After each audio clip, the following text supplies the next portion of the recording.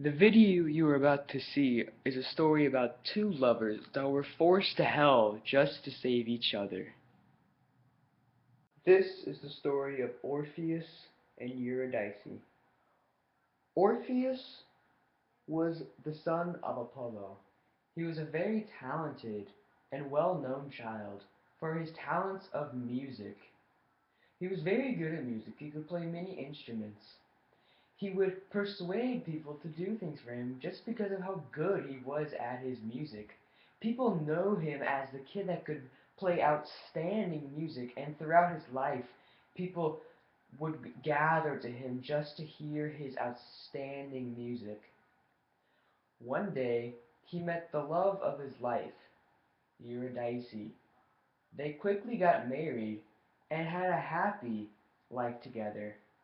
Suddenly, though, a very tragic event happened. Eurydice was walking through a field when suddenly an evil and poisonous viper attacked Eurydice. The poison seeped through her veins and she died very slowly.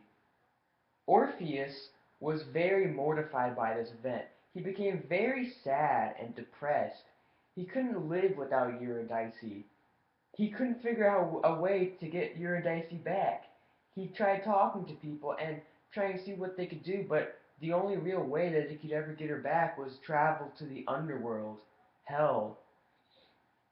Orpheus knew the dangers. There were evil, evil people down there. There were devils and demons and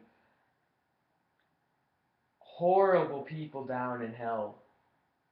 But he knew that nothing would ever be better without Eurydice. So one day he decided to travel down to the underworld. He persuaded people to let him pass with his music because his music was just that great. He persuaded many people, many guards and demons to let him pass and not have them kill him or report him. And finally, he got to the depths of hell, the lowest part of hell you can be, where the god himself lived, Hades. Hades was not a nice or kind god. Hades was an evil god, maybe the evilest of them all. He would just kill people on the spot for the fun of it. He was a horrible god. He was mean. Orpheus pleaded with with Hades to have his wife back. Hades was amused by him. He told him to play music, and Orpheus did. He played music. Hades was delighted by his music and told him that he could leave with his wife under one condition. They made a deal. Orpheus could have his wife back if, when they traveled out of the pits of the underworld and all of the underworld to the surface of the earth, he could never look back to see if his wife was ever there. Orpheus agreed, knowing that this was the only way that he would ever be able to get his wife back, and they made the climb out. Orpheus started climbing happily, but then realized that maybe his wife may not even be there. His wife may be still in hell. He traveled. Eurydice was there, but she didn't say anything because she knew she would be sent back if she did. Orpheus thought that maybe he should turn around and look, but decided not to. This was going through his mind all the way out until they got to almost the very tip, the surface of the earth, and he decided he couldn't take it any longer. He turned around, and he saw Eurydice. Hades sucked Eurydice back to the pits of hell. All she could say was, "Farewell." This made Orpheus very sad again.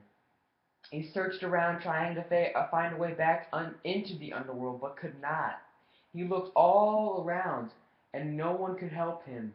He knew that life would never be the same without his wife, Eurydice. He could never love another woman in his life like Eurydice. He could never find any kind of happiness in his life like Eurydice. He would never be able to travel back into the underworld because he knew that he tricked everyone else and that would never be able to happen again. So he decided that he would never be happy again, and so he killed himself and died. This is the story of Orpheus and Eurydice.